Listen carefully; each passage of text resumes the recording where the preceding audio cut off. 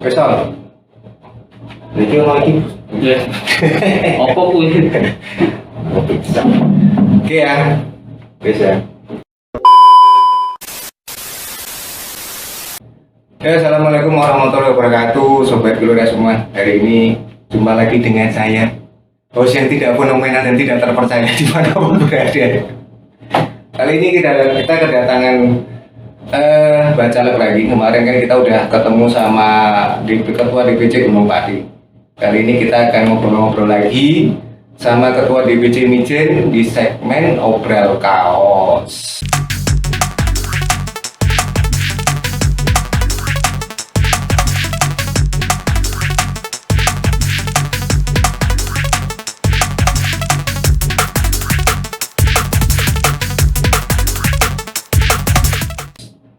Oke bosku, Sobat Gelora semua, kali ini saya kedatangan sama Ketua DPC Mijen Partai Gelora, namanya Pak Umar Kisworo.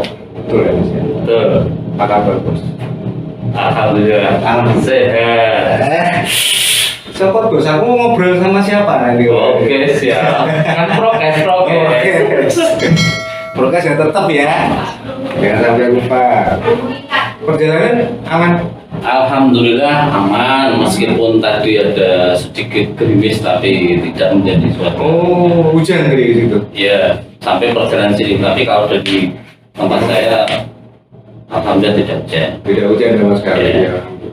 Mas, ini kan kita mau ngobrol-ngobrol masalah Partai Gelora tahun 2024. 2024. Ya, Oke. kita kan ikut partisipasi besok di pemilu. Ya. Mas Umar sendiri nyalek? Insya Allah kalau diberi porsi saya memang motivasinya 2024 itu saya ikut caleg di Dapil 5 kalau tidak ada perubahan. Oh, dari masuknya Mijen berarti Dapil 5. Iya. Dapil 5 itu mana aja Mas? Dapil 5. Dapil 5 itu Kecamatan Mijen, Kecamatan Ngalian, dan Kecamatan Tugu. Iya. Mijen, Ngalian, Tugu berarti ada 3. Ya. Nah sekarang gini, sebelum kita bahas masalah dapilnya sama motivasinya Mas Umar masuk ke menuju Bacalek 2024, asal muasalin jenengan bisa masuk ke Gelora itu gimana? Ya ini sedikit cerita ya. Banyak tidak apa-apa. Boleh banyak. Boleh banyak. Ada batasan. Belum ada adsense-nya tidak apa-apa. Ya, oke, siap. Jadi asal muasalnya itu tahun 2020 awal. 2020 awal sekitar bulan Januari awal. Kebetulan saya pas ke bengkel teman saya, bengkel motor ya, tidak sengaja di situ saya ketemu dengan Pak Ahmadi selaku Ketua DPW Gelora Jawa Tengah. Oke, dipilih berarti provinsi ya? Ya, provinsi betul. Oke. Nah, terus ngobrol-ngobrol singkat cerita, saya ditawari karena kebetulan untuk Kecamatan Mijen belum ada posisi kepengurusan untuk KSB-nya. KSB singkatan dari apa Mas? Biar Sobat Gelora. Oke, siap. KSB adalah Ketua, Sekretaris, Bendahara. Ketua, Sekretaris, Bendahara. Ya, tuh. Oke, terus lanjut. Ya, setelah itu Gayu bersambut saya mengiyakan ajakan dari beliau. Karena kita ketemunya tidak sengaja di bengkel.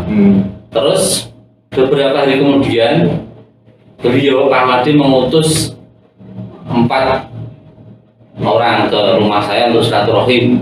Kebetulan beliau juga posisinya ada di kepengurusan DPD Kota Semarang. Jadi malam-malam itu habis sholat isya saya dapat tamu, saya agak kaget tuh ada apa ini? Ketua provinsi loh. Tapi bukan Pak Ahmadinya. Oh, Pak Ahmadi. Ya, Pak Ahmadi sedang ada acara, beliau mengutus 4 orang pengurus DPD.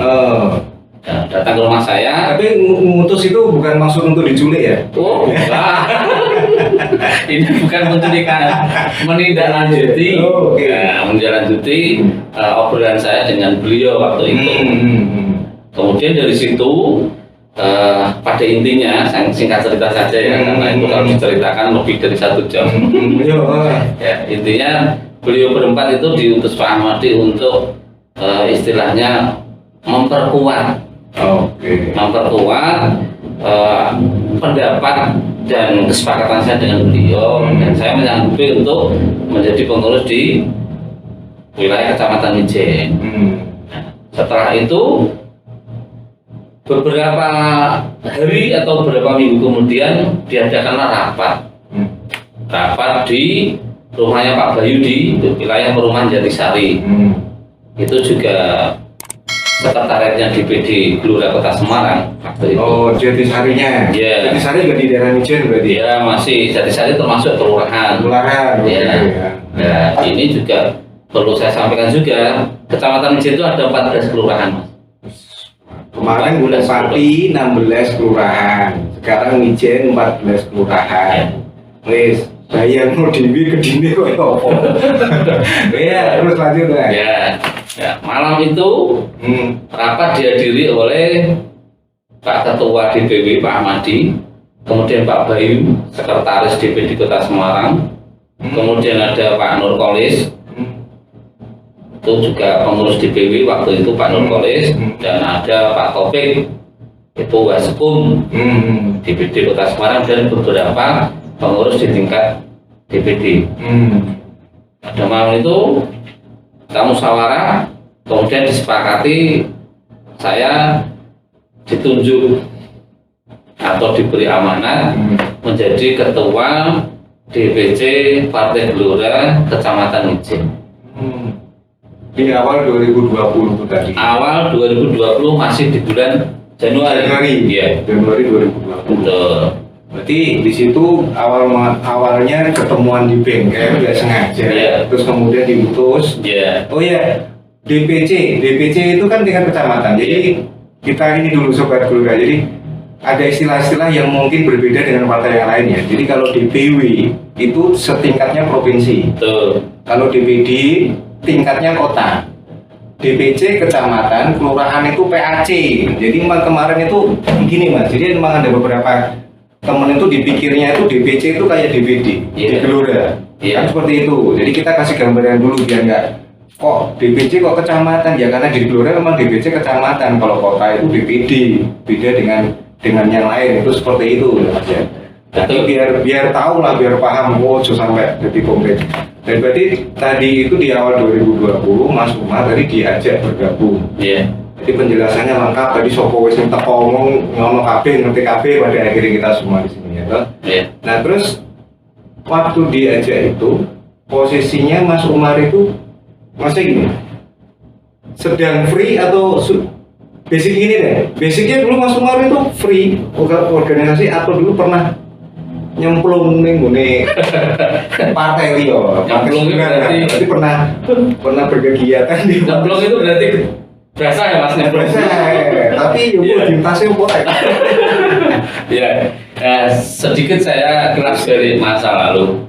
Dulu memang saya pernah jangan sebut namanya ya, partai aja partai sebelah. Pernah menjadi pengurus partai sebelah juga. Dan tahun 2019 saya diberi kesempatan untuk nyalek. Oh, berarti 2019 pernah nyalek? Pernah. Di partai sebelah? Betul. Oke. Seperti itu. Jadi kebetulan waktu itu memang belum rezeki saya dan partai, sehingga kita ya istilahnya mendapat pengalaman dari proses pencalekan dan proses pemilu seperti itu. Belajar dari belajar dari kegagalan. Paling tidak kan seperti itu. Ya, ya itulah salah satu bentuk usaha manusia seperti itu. Dan usaha itu terkadang ada yang berhasil, ada juga yang benar. Tapi saya ada kapal loh Mas. Benar. Jangan kapal, jangan. Itu bagus, berarti dalam arti pembelajaran setiap orang itu memang ada proses yang namanya belajar. Iya.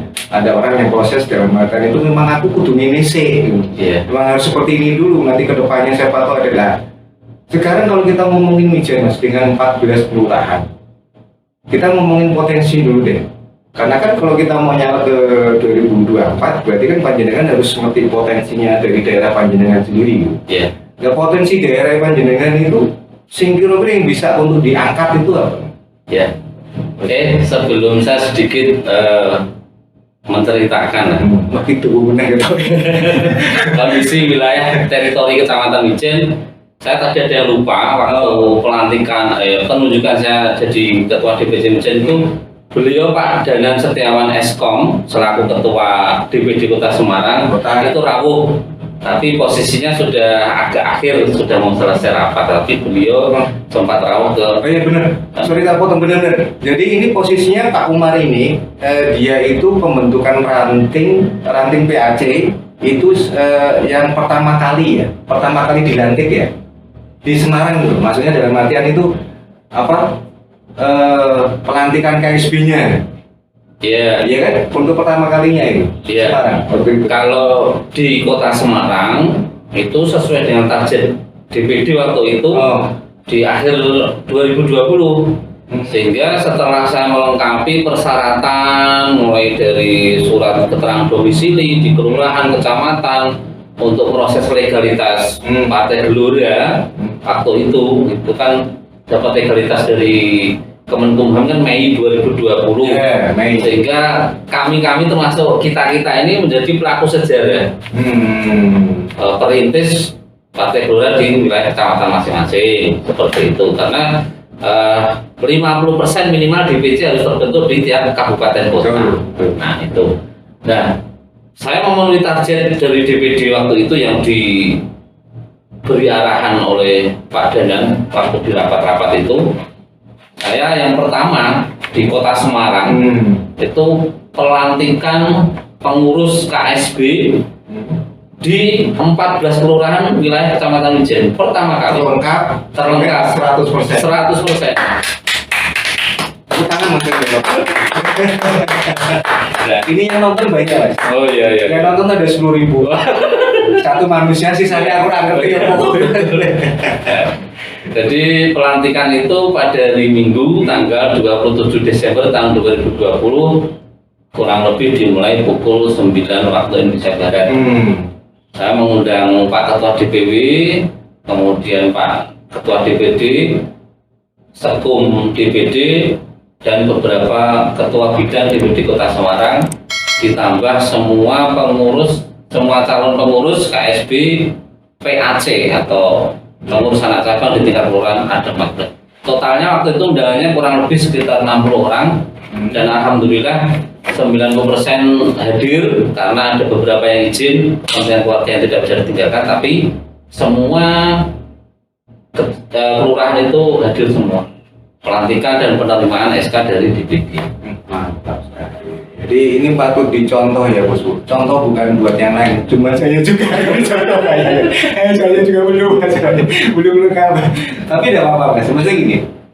Kalau orang kan kalau kita lihat dari berbagai sudut ya, memang suatu daerah itu ada satu sisi kendala yang berbeda, tapi bukan berarti itu mengecilkan kita, mengecilkan kita untuk melakukan sesuatu gitu. Apalagi sesuatu itu sesuatu yang baik. Memang kendalanya memang ono ya, mungkin Semarang Kota wis obat tenang. Tapi ini masih tak pelajari Mas, karakter orang itu, karena yo Semarang Utara tahu sendiri ya, wis dekat pelabuhan, wis panas segala macam, lawannya emosian wis itu orang padat juga ya Mas ya. Padat. Ya betul. Nyenggol sini baca nyenggol sini. Nah sekarang tadi untuk potensi daerah yang bisa Oke Mas. Ini karena sudah sejenak ya. Ini karena ada idang. Moga Mas. Ini asli ya pemirsa, teman-teman, ini asli. Kemarin kosong. Bismillahirrahmanirrahim. Kemarin pas Mas Ari ketua DPC Gunung Pati minum, kita lupa ngisi airnya. Jadi dia makan gorengan tapi salah. Kita lanjut ya.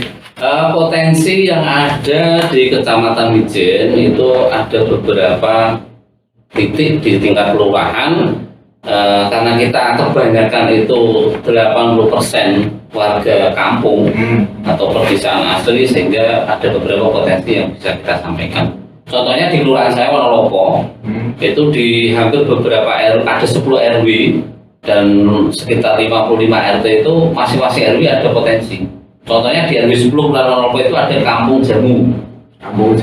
Ya, industri jamu, beras kencur, gula asem dan lain sebagainya. Dan itu sudah sudah tingkatnya nasional karena beberapa stasiun TV swasta seperti SCTV itu pernah ada liputan ke situ. Sudah masuk ke situ. Ya. Jadi memproduksi jamu lokal asli dari lokal, Mijen. mulai dari malam membuat, kemudian orangnya berjualan dan lain sebagainya. Waktu itu diliput. Itu contohnya seperti itu. Kemudian di RW 4 tempat saya itu ada pengrajin sapu hijau. Sapu hijau itu yang buat nyapu-nyapu itu Mas. Biasanya iya buat nyapu jalan lah gitu ya. Nah, itu kan hijaunya rata-rata dari wilayah kampung sebelah dan bahkan di wilayah Kendal itu belinya dari sana. Tempat saya pengrajin dan khusus seperti bulan ini, bulan Agustus, itu warga di tempat kami di RW 4 RW 5 Wonorejo itu yang masih berjualan tiang bendera. Kemudian tiang penjor dan sebagainya, tiang bulu-bulu itu di kota Semarang semuanya itu dari wilayah saya. RW 4 dan RW 5 Wonorejo. Berarti pesen kayak tiang bendera kayak buat umbul-umbul pesen di tempatnya? Di tempatnya langsung dari pihak Mijen ya? Iya. Berarti aku dihapusi ya coba dulu. Itu pun makalah ternyata. Itu istilahnya sampisan premo. Premo itu. Jadi kalau bawa ke sana itu jumlahnya ada yang pakai kol pickup, ada yang satu truk itu. Jadi ada di Logosari, ada di Pelabuhan, ada di Kedung Mundu dan sebagainya itu mereka sudah istilahnya bahasanya boro. Oke. Sudah termasuk untuk pemasangan gitu. Apa cuman tiang yang sudah dicat, terus atasnya dikasih kayak semacam pentol-pentol dikasih cat warna merah itu. Nah ini buat sobat gelora, jadi biar tahu ya, nek misalnya mau beli tiang bendera atau bambu yang buat umbul-umbul arahnya kemana langsung ke Mijen, langsung ke pengrajinnya ya. Nah, lewat makelar, regoni miring lah. Ya kalau sudah sampai Semarang satu piece-nya biasanya 20.000 untuk satu itu yang contohnya yang bendera. Tapi kalau di rumah tempat saya paling ya 15.000 atau mungkin 12,5. Itu per piece. Tapi kalau belinya banyak mungkin ada pertimbangan lagi. Nah itu salah satu. Jadi nanti kalau misal kau pengen besok mau pasang umbul-umbul, ada yang ngerti ternyata Mijen ada pengrajin. Lainnya itu Mas apa? Nah lainnya itu di luar Wonorejo ya, selain ada peternak domba, kemudian ada desa wisata Wonorejo itu ada namanya Pawening Jati, itu yang tempat outbound untuk kemah anak-anak itu sudah anak kuliahan, anak SMA, SMK, SMP itu sering kemah di situ. Dulu waktu sebelum COVID, karena sekarang ada COVID, sementara kegiatannya berhenti dulu. Ada beberapa tempat juga seperti penginapan, homestay di wilayah Wonorejo dan masih banyak lagi. Nah, kalau di wilayah luar Wonorejo itu juga ada potensi-potensi yang bisa dikembangkan. Di antaranya kalau di Purwosari itu ada namanya Kampung Ternak Kerbau. Di situ juga ada agrowisatanya Mas. Jadi mulai dari buah-buahan, hasil pertanian itu ada di situ. Karena dulu sering kunjungan Pak Wali kalau Kecamatan Mijen itu situ sebagian beberapa. Pak Wali Semarang ya? Iya, Wali Kota Semarang tuh. Iya, maksud yang Wali Sopo. Berarti sering sekali tempat wisata itu sering dikunjungi sama pejabat-pejabat kota Semarang. Iya. Dan beberapa tempat nongkrong atau ngopi di wilayah Mijen itu ada namanya Kopi Bliri, itu di Kelurahan Dirgo, ada Kopi Pak Care itu di Kelurahan Mijen. Kopi Pak Care itu Pak Care kelurahan kabeh dikumpulkan jadi satu namanya saja. Tapi view-nya itu rumah joglo, jadi kayak tempat duduknya, kursinya itu masa jadul ya. Jadi istilahnya nama saja itu. Kemudian ada kopi kebun di wilayah Kelurahan Jatisari dan masih banyak lagi. Oke, berarti intinya dari tempatnya Panjenengan itu dari 14 kelurahan itu banyak sekali kayak semacam pengrajin lokal. Dari jamu itu tadi ya, terus kemudian bambu, tempat wisata juga udah ada. Sapu hijau.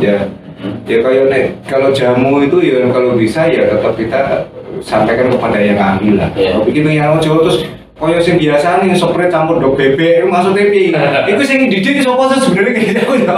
Aku pernah kena omongan kayak gitu kan. Menurut pengen seger iki kan gue sopret pakai dok bebek kan saiki lho. Aku sampai sekarang aku nggak ngerti maksudnya piye tak ngerti ya. Kalau di tempat saya itu kan warna kopi itu kan jamu itu kan dari empon-empon alami ya. Empon-empon bahasa Ya dari kesakitan istilahnya kencur itu toh, kemudian ada kunyit atau kunir itu macam-macam itu yang dipakai seperti broto wali, juga ada cabai lempuyang, kemudian ada daun pepaya itu jadi jamu-jamu tradisional murni yang turun-temurun dari nenek moyang dulu. Fungsinya untuk kesehatan tanpa campuran kimia. Seperti itu. Jadi anu ya, dalam artian sekarang kan dengan kondisi PPKM kemudian dari awal PSBB Ya. itu aku sampai belum ngerti lah artinya apa loh, belum ngerti artinya apa sebetulnya PPKM saya berdampak nggak sama para ini?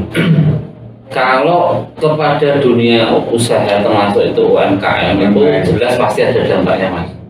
Tetapi banyak juga kiat-kiat yang dipakai oleh warga untuk sarana promosi misalkan lewat media sosial, lewat Facebook, lewat Instagram, lewat WA. Dan mungkin ada pelanggan-pelanggan yang memang sudah setiap hari itu konsumsi sehingga kemasannya kalau dulu itu keliling pakai duna yang digendong, sekarang itu pakai motor keliling, kemudian dikemas motornya digendong. Yo, orangnya yang diboncengin termasuk. Kirain dulu gendong tuh pakai motornya digendong. Nah, itu kan dari zaman ke zaman kan mengikuti perkembangan. Nah, kemudian di situ ada kemasannya kalau dulu dituang botol tuh di gelas, setelah itu dikasih apa namanya kayak jahe untuk pemanisnya kalau pahit itu kan ada istilahnya obatnya. Obat ya. Tombo ini lah cara ini tombo pahit. Sekarang sudah dikemas seperti botolan-botolan kecil aqua itu 600 ml dengan harga 6.000, 7.000. Cuma karena itu minuman harus habis, jadi nggak tahan sampai lebih dari 1 hari. Pagi sampai sore maksimal harus. Oh gitu, jadi nggak ada bahan pengawet berarti. Berarti bener. Termasuk waktu pelantikan pengurus PAC Kecamatan itu ada. Kebetulan bendahara kami namanya Pak Fahrudin itu rumahnya di Sari juga beliau juga nyambi. Nah, ada usaha seperti itu selain bekerja di Astra Motor ada usaha jamu tradisional sehingga waktu itu tamu-tamu itu disuguhi itu di luar dari tempat yang kita pesan. Berarti nanti sobat Blore kalau mau datang ke tempatnya Pak Suma nanti disuguhin ya? Oh boleh, bisa. Mantap kan? Mantap, paling satu orang satu udah cukup Pak. Balik-balik turu kan tuh. Iya. Oke Mas, itu tadi kan pembahasan masalah wilayah panjenengan ya. Ini yang tadi saya tanyakan itu, ketika panjenengan ditarik itu kan, sama dari DPW masuk untuk Partai Gelora. Jenengan apa sih yang membuat gerak oke aku masuk ke Gelora nih? Ya. Memutusin oke aku Gelora nih, gitu ya. Jadi banyak hal Mas. Setelah saya melihat, kemudian browsing-browsing, ngobrol-ngobrol itu, saya menemukan visi misi yang kuat, narasi yang kuat dan jelas dari Partai Gelora, khususnya dari DPN yang menuju arah baru Indonesia 5 besar dunia. Itu membuat motivasi saya itu semangat masuk ke partai baru, kendaraan baru dengan tenaga yang baru. Seperti itu. Apa ini? Ya pertama dari logonya. Dari logonya ini sudah seperti gelombang, ya, gelombang rakyat. Jadi artinya kita itu ada terobosan baru. Kalau gelombang itu kan sifatnya itu kan tekanan dorongan yang kuat, air laut kena dorongan angin yang kuat sehingga bisa sampai ke daratan, ke bibir pantai, ke suatu tujuan dari tengah itu. Nah itu kan bukan perkara mudah dari tengah sampai ke pinggir. Saya pikir itu visi misi kemudian target termasuk capaian-capaian dari Partai Gelora itu sudah tertata rapi dan jelas. Kemudian yang selanjutnya dari ketua umum, wakil ketua umum, sekretaris dan pengurus DPR termasuk DPW itu ada orang-orang yang sudah sangat berpengalaman sekali dalam bidang kepartean, dalam bidang politik, dan beliau-beliau itu sudah membuktikan menjadi wakil rakyat. Kalau aku sih bilang sih ini sih kayak ketum sama wakil ketua sudah saya anggap sebagai masternya, ya, masternya politik mereka itu. Betul. Kayak ketua Pak Anies Mata itu siapa sih nggak kenal Pak Anies Mata? Ya, semua. Pak Fahri harusnya dengan singa podiumnya dia julukan seperti itu ya. Kalau sampai panjenengan semua pada nggak tahu ya kebangetan, ya gitu. Betul. Terus apa lagi mas? Nah itu. Ya, yang lima besar dunia itu gimana? Ya, lima besar dunia itu berarti merubah negara Indonesia bisa berbicara di kancah internasional. Ya. Karena Indonesia itu potensinya besar, negara kepulauan, negara berpenduduk padat, Iya. dengan segala sumber daya manusia, sumber daya alam yang ada itu punya potensi. Iya, emang bener. Jadi memang posisinya itu kalau kita tahu Partai Gelora itu dia ada sekitar untuk Indonesia sendiri ya. Indonesia sendiri itu ada 13.000 kepulauan. Sedangkan bahasa daerah kita itu kan nyampe 650 bahasa daerah itu seperti itu. Jadi memang posisinya memang Indonesia itu kalau menuju arah 5 besar dunia ya wajar gitu. Dan setiap warga negara yang berada di suatu daerah tertentu pasti kepengen negaranya maju. Iya. Bener nggak? Betul. Aku dulu yang kepengen Indonesia ini maju, kepengen dikenal sebagai suatu sing sing ngeri, sing mantap itu loh. Seperti itu. Apalagi? Ya, selain itu ada motivasi pribadi saya untuk masuk di Partai Gelora. Ada motivasi. Ya, motivasinya tuh ya lumayan banyak.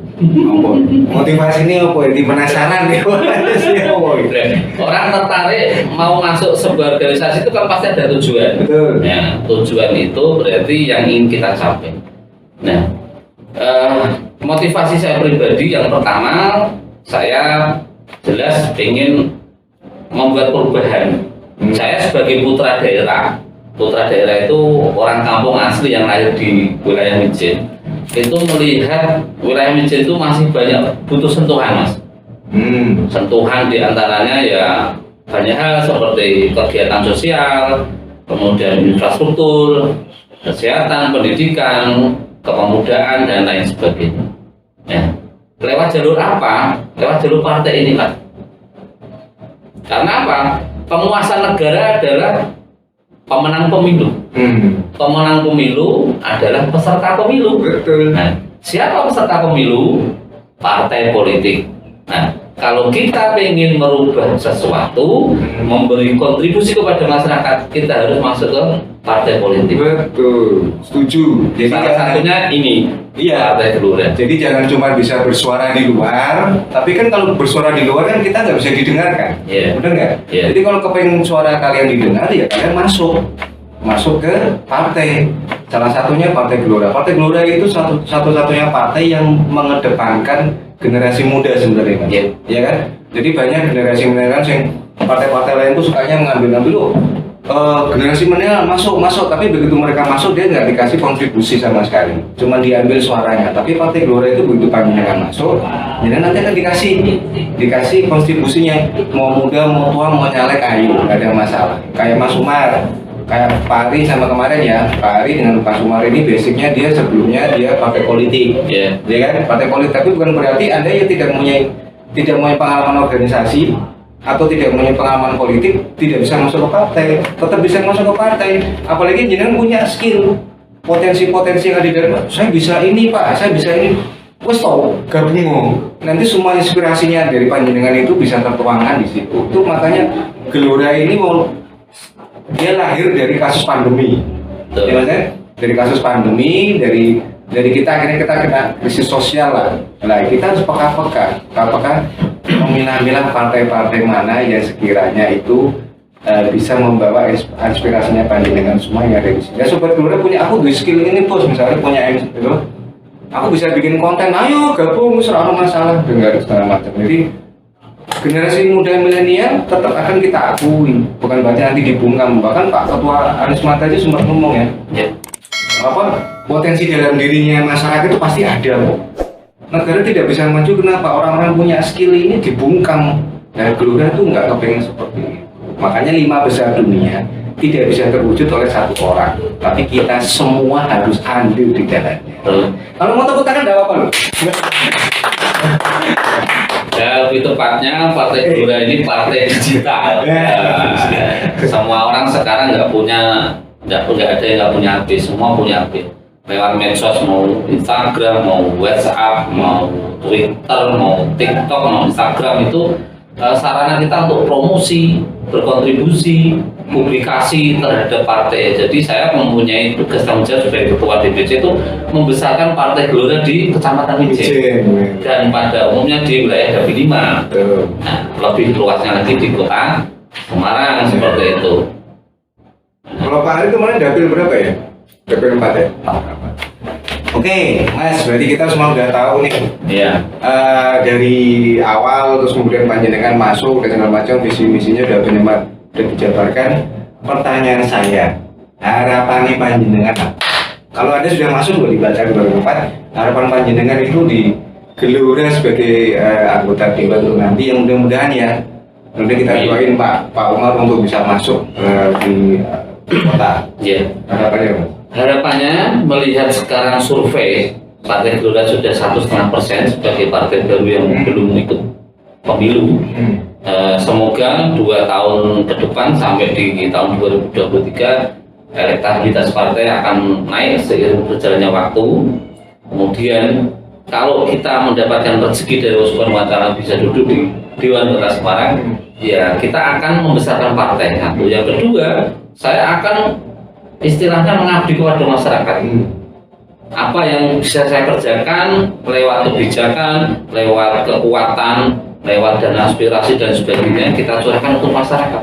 Karena kita wakil masyarakat. Ya, jadi seorang dewan itu sudah tidak saatnya menjadi raja, tapi kita sebagai pelayan. Apa yang rakyat butuhkan itu kerjaan dewan.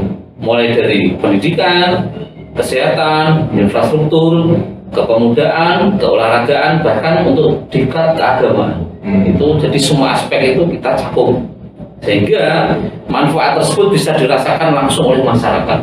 Jadi saya ingin menghilangkan image bahwa anggota dewan ini jadi angel aneh, itu salah, itu oknum. Semua tergantung pribadi dan masing-masing. Ya. Selain kita membesarkan partai, kita juga selalu turun ke masyarakat. Jadi apa yang dirasakan masyarakat, apa yang dibutuhkan masyarakat saat itu juga kita ada bahan untuk up to date yang bisa kita bawa ke dewan. Oh, ini loh di RT ini, RW ini, kelurahan ini, butuh ini. Sehingga tidak ada namanya bantuan salah sasaran, kemudian ada masyarakat yang sampai tidak tercakup bantuan itu sesuatu yang menyedihkan menurut saya. Karena sekarang itu kan APBN, APBD kita kan banyak. Bisa kita manfaatkan untuk masyarakat. Jadi kesejahteraan masyarakat utama dari rakyat untuk rakyat oleh rakyat. Setuju. Jadi memang betul seperti itu. Jadi tidak semua anggota dewan itu nggak bisa dihubungi, bahwa kecenderungan kita itu karena kita kan dipilih oleh rakyat, kita dipilih oleh masyarakat. Harusnya mereka mau terjun buat masyarakat. Ketika kita udah siap menjadi anggota dewan, berarti masuk ke partai, berarti panjenengan sudah siap harus menjadi pelayannya. Betul. Pelayannya masyarakat. Ojo terus aku wong partai, aku iso nginangi nih, salah, keliru panjenengan terus seperti itu. Jadi seperti itu ya Mas ya, secara keseluruhan ya. Oke, berarti ini juga kebetulan mau maghrib ini. Jadi mudah diminum dulu Mas. Oke, siap. Bener panas. Ini soalnya posisinya panas banget Bos. Oke Mas. Ya, jadi kesimpulannya untuk sementara ini dari apa yang disampaikan dari Mas Umar, ya, bahwa beliau itu nanti mau nyalek tahun 2024, potensi yang ada di situ, kemudian dari visi misi, arti dari gelombang itu tadi ya, gelombang. Dimana kalau gelombang, kalau saya arahkan itu seperti air yang tenang, ketika dilempar batu, dia akan terjadi gelombang. Nah, gelombang ini akan membawa sesuatu dari tengah ke pinggir. Itu yang diharapkan tadi yang oleh Mas Umar. Untuk masuk TV yo cernano dewi. Cernano dewi Mas TV. Tapi seperti itu, kita harus melakukan suatu perubahan. Kalau kita kepengen maju, ya negara kita juga dimulai dari kita. Harus kita yang memulainya itu seperti itu. Jadi paling tidak nanti panjenengan kalau pas main ke Mijen jangan lupa main ke Mas Umar. Oke, Gitu siap. kan. Jadi kontak-kontak gue nanti bisa tanya-tanya di bawah meja ini ya, maksudnya di kolom deskripsi nanti kontaknya Mas Umar di mana, kemudian beliau ini sebagai ketua DPC Mijen. Nanti kalau misalnya pengen bergabung di Partai Gelora langsung tanya aja sama Mas Umar. Tanya sama Pak Umar, aku pengen gabung tapi posisiku aku ranu kegiatan. Cuma ranu kegiatan itu penuh kegiatan kan gitu. Oke Mas, sorry saya lupa satu lagi saya tambah ya sebelum di akhir. Jadi di tempat saya selain KSB saya itu mempunyai satu pengurus bidang humas, namanya Mas Kuncoro Alimbowo. Jadi beliau itu yang bertugas untuk publikasi dan bidang humas. Jadi kegiatan-kegiatan DPC Gelora Kecamatan Mejen itu sudah sering expose. Bahkan cara untuk gabung pun sangat mudah, tinggal scan, tinggal klik aja sudah. Iya, sekarang era digital kok. Ya. Mau yang digital aku lo pakai tulis tangan anak, harus penting punya HP, modal internet udah sama. Yang penting KTP. Jangan sampai nggak punya KTP. Gue udah di Indonesia mau baik yang ada KTP pertanyaan. Terus kebetulan saya sama Mas Umar dengan beberapa teman itu bikin suatu wadah independen.